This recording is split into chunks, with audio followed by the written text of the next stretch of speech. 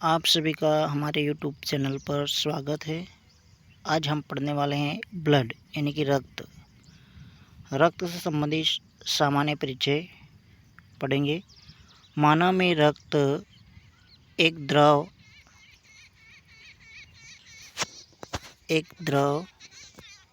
तरल के रूप में पाया जाता है, जिस पर जीवन निर्भर रहता है। रक्त एक प्रकार का संयोजी ऊतक यानी कि कनेक्टिव टिश्यू होता है। रक्त हमारे शरीर में रक्त वाहिनियों के द्वारा एक जगह से दूसरी जगह बहता है। अर्थात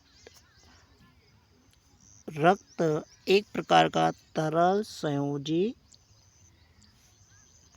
ऊतक होता है। ठीक है। रक्त का रंग लाल होता है। कैसा होता है? लाल होता है। ठीक है। रक्त में प्लाज्मा प्रोटीन्स क्या होता है?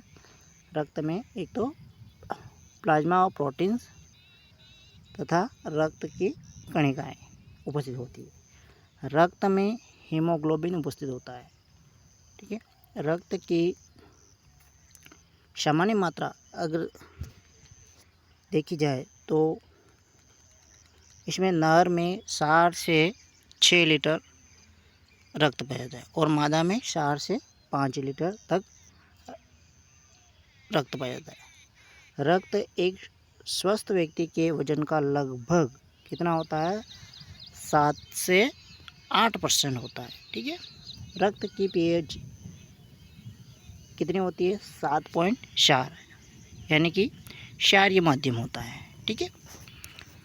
रक्त का निर्माण कहाँ होता है? यानी कि रक्त का निर्माण जब भ्रूणावस्था होती है यानी कि एम्ब्रियो अवस्था यानी कि भ्रूणावस्था होती है, उस समय रक्त का निर्माण हमारे यकृत यानी कि लीवर में होता है। जब व्यक्ति वयस्क अवस्था यानी कि हमारी वयस्क अवस्था होती है, उस समय रक्त का निर्माण अस्थि मज्जा यानी कि बोन मैरो में हमारा रक्त का निर्माण होता है। अब देखेंगे हम रक्त के कार्य। यहाँ ऑक्सीजन को हृदय से शरीर के विभिन्न अंगों तक पहुँचाने का कार्य करता है तथा वहाँ से कार्बन डाइऑक्साइड यानी कि CO2 को कोशिका से फेफड़ों तक वापस लेके आता है। ठीक है। यह पोषक पदार्थ को आहार नाल से कोशिकाओं तक पहुंचाता है। रक्त अवशिष्ट पदार्थ को उत्सर्जी अंगों तक लेकर जाता है। यह हार्मोन को अंतःस्रावी ग्रंथियों से कोशिकाओं तक पहुंचाता है। यह शरीर में तापमान को एक ऊतक से दूसरे ऊतक तक बनाए रखता है। रक्त में उपस्थित श्वेत यानी कि श्वेत रक्त कणिकाएं यानी कि WBC जीवाणु से बचाती है, अर्थात रोग प्रतिरोधक क्षमता को बढ़ाती है। कौन? WBC यानी कि श्वेत रक्त कणिकाएं जो होती हैं। अब ब्लड यानी कि रक्त, जिसमें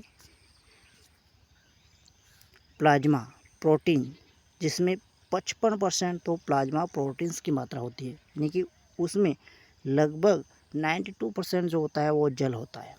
ठीक है। 92% जो होता है उसमें जल पाया जाता है। किसमें? प्लाज्मा और प्रोटीन्स में। ठीक। अब रक्त कणिकाएं ये कितनी होती है? 45%। कितनी होती है? 45% जो होती है वो रक्त कणिकाएं होती है। रक्त कणिकाएं जिसमें RBC यानी कि रेड ब्लड सेल यानी कि लाल रक्त कणिकाएं, इसको इरिथ्रोसाइट्स कहा जाता है। क्या कहा जाता है? इरिथ्रोसाइट कहा जाता है। WBC यानी कि श्वेत रक्त कणिकाएं, जिसको ल्यूकोसाइट्स कहा जाता है। और तीसरा है जो प्लेटलेट्स, इसको थ्रोम्बोसाइट्स कहा जाता है। ठीक है। मैट्रिक्स पदार्थ, मैट्रिक्स जो कि अन्य पदार्थ के रूप में, जिसमें कार्बनिक पदार्थ होता है और अकार्बनिक पदार्थ होता है। ठीक है। रक्त प्लाज्मा प्रोटीन्स रक्त की कणिकाएँ यानी कि आरबीसी लाल रक्त कणिकाएँ, इसको इरिथ्रोसाइट्स कहा जाता है। डब्ल्यूबीसी यानी कि श्वेत रक्त कणिकाएँ, इसको ल्यूकोसाइट्स कहा जाता है। और ल्यूकोसाइट यानी कि डब्ल्यूबीसी ये 5 प्रकार की होती है। ठीक है, कौन कौन सी? न्यूट्रोफिल्स, एओसिनोफिल्स और बेसोफिल्स। और चौथा है जो मोनोसाइट्स, और पांचवा है यहाँ पे लिम्फोसाइट्स, है ना। लिम्फोसाइट है, ये लिम्फोसाइट है। ठीक है, आरबीसी ये लाल रक्त कणिकाएँ, एरिथ्रोसाइट्स कहा जाता है इसका। और इसका निर्माण जो होता है वो अस्थि मज्जा में होता है। कहाँ होता है? अस्थि मज्जा में इसका निर्माण होता है। और इसका आकार जो होता है वो कैसा होता है? गोल आकार होता है। ठीक है, इस तरह से। और ऊंचाई पर जाने पर इसका आकार बढ़ जाता है। ठीक है, केंद्रक अनुपस्थित होता है, लाइसोसोम भी इसमें अनुपस्थित होता है। आरबीसी की कमी से एनीमिया रोग होता है। तो आरबीसी की कमी से कौन सा रोग होता है? तो एनीमिया रोग होता है। अब आरबीसी की मृत्यु जो है पलिहा में हो जाती है, इसलिए आरबीसी का कब्रिस्तान किसको कहा जाता है? इस पलिहा को आरबीसी का कब्रिस्तान कहा जाता है। ठीक है, और आरबीसी का जो जीवन काल होता है वो कितना होता है? आरबीसी का जीवन काल होता है वो 120 दिन का होता है। 120 दिन का होता है। ठीक है, आरबीसी के अंदर हीमोग्लोबिन उपस्थित होता है। ठीक है, ये आरबीसी का क्षेत्र बताया हुआ है, जिसमें ये केंद्रक इसमें नहीं पाया जाता है, लाइसोसोम भी नहीं पाया जाता है। हीमोग्लोबिन को श्वसन वर्णक यानी कि रेस्पिरेटरी पिगमेंट भी कहा जाता है। ठीक है, हीमोग्लोबिन यानी कि हीम यानी कि लोहा, ग्लोबिन्स इसमें प्रोटीन्स। अब डब्ल्यूबीसी की बात करेंगे। ठीक है,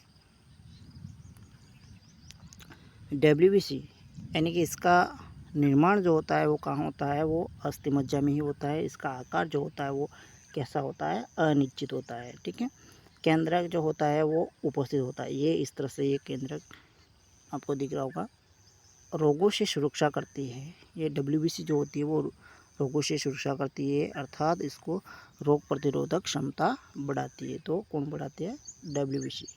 ठीक है, इसकी भी मृत्यु कहाँ होती है? पलिहा में होती है। और इसका जीवन काल जो होता है वो कितना होता है? जीवन काल होता है इनका 6 से 7 दिन का जीवन काल होता है। डब्ल्यूबीसी को ल्यूकोसाइट्स कहा जाता है, यानी कि श्वेत रक्त कणिकाएँ। अब देखेंगे डब्ल्यूबीसी की 5 प्रकार। अब डब्ल्यूबीसी के 5 प्रकार होते हैं, जो कि मोनोसाइट्स सबसे बड़ी कोशिका होती है, न्यूट्रोफिल्स और एओसिनोफिल्स यानी कि एओसिनोफिल्स।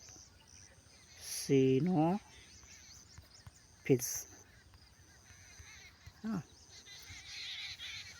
बेसोफिल्स चौथा प्रकार बेसोफिल्स। पांचवा है लिम्फोसाइट। लिम्फोसाइट ये जो होती है सबसे छोटी कोशिका होती है। ठीक है, अब प्लेटलेट्स जिसको थ्रोम्बोसाइट्स भी कहा जाता है। ठीक है, इसका निर्माण भी कहाँ होता है? अस्थि मज्जा में होता है। इसका आकार जो होता है वो कैसा होता है? उत्तल के समान होता है, यानी कि उत्तल का मतलब होता है उभरा हुआ। कैसा होता है? उभरा हुआ भाग जो होता है उस टाइप का होता है। ठीक है, प्लेटलेट्स की कमी से डेंगू रोग होता है। कैसा? डेंगू, जो कि हड्डी तोड़ बुखार भी कहा जाता है इसका। और इसको हड्डी तोड़ बुखार भी कहा जाता है किसको? जो प्लेटलेट्स की कमी से होता है। इसका जीवन काल जो होता है वो लगभग कितना होता है? 2 से 3 दिन का, यानी कि प्लेटलेट्स का जो जीवन काल होता है वो 2 से 3 दिन में इस प्लेटलेट्स की मृत्यु हो जाती है। ठीक है, अब प्लेटलेट्स की जो मात्रा होती है वो कितनी होती है? 1 से 1.5 लीटर तक ठीक है। और इसका कार्य क्या है, जब हमें चोट लग जाती है उस समय रक्त बहता है तो थक्का बनाने का काम भी प्लेटलेट्स करती है। ठीक है, आज के लिए इतना ही। Thank you.